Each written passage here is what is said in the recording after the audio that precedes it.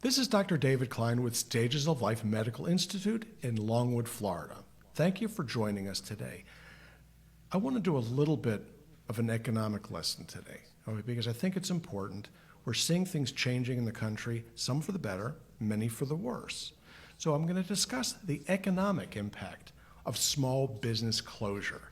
All right, we're watching the president stand up and give us inspirational speeches. He's keeping us in line. He's explaining why he would like us to be back to work, make America great again. Sounds like a really good idea. But he's getting criticism in really the wrong kind of a way. What is it, okay, that he's trying to accomplish? What he's trying to accomplish is to keep food on everybody's table, keep our pride up, and make sure that we actually have a country to come back to. Now, a 2-week closure is not that big a deal. In Europe, they take a month or two off in the summer, all right? Go to Spain in August. Everything is closed. Cerrado.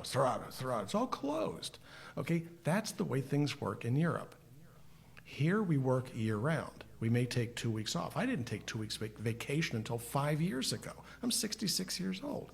So Americans tend to work hard. So taking 2 weeks off is like being in the penalty box on a hockey team. You're there watching your friends beat each other up, and all you want to do is get out there and join in the foray. Well, what is it about small business that's so important?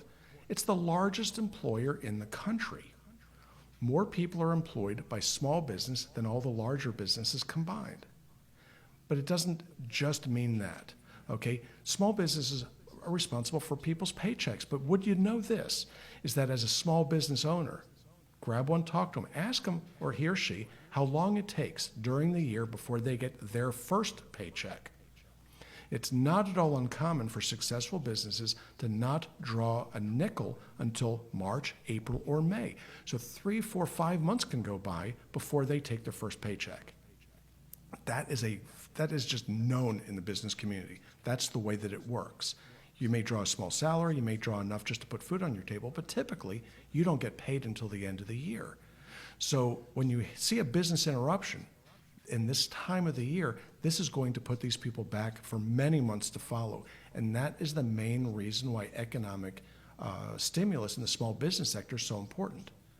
If you remember back to 2008, previous president, there was an economic problem and shopping centers remained empty for almost 10 years. It's just the way that it worked, okay? Because once a small business dies, they don't come back so easily.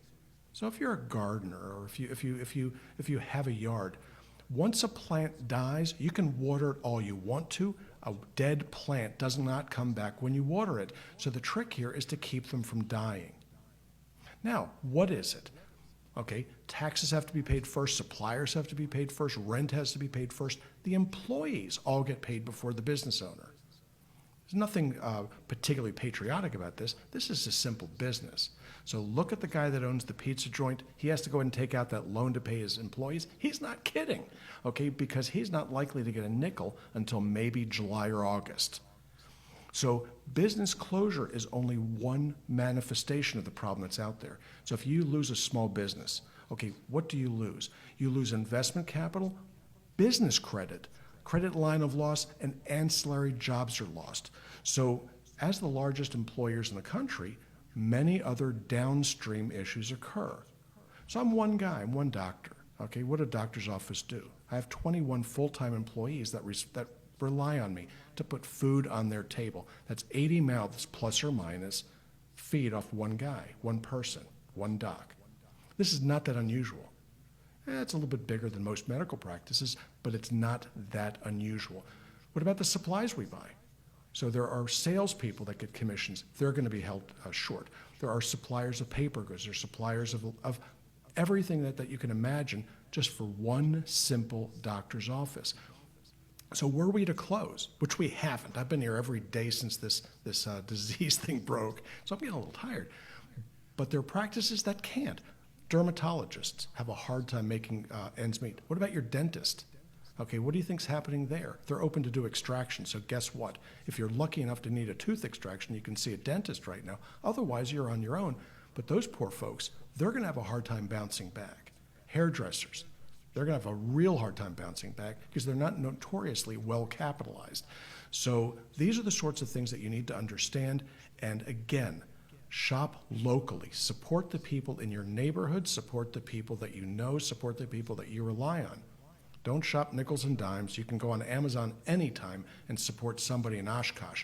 You can support somebody in China. And then what's more is once this thing is over, look for products that are made in the United States. Look for products that are made by our allies, not people that are our economic competitors.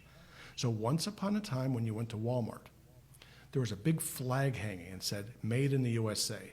They took that flag down a long time ago. It's time for that flag to be hung one more time. I'm Dr. David Klein, Stages of Life Medical Institute, Longwood, Florida.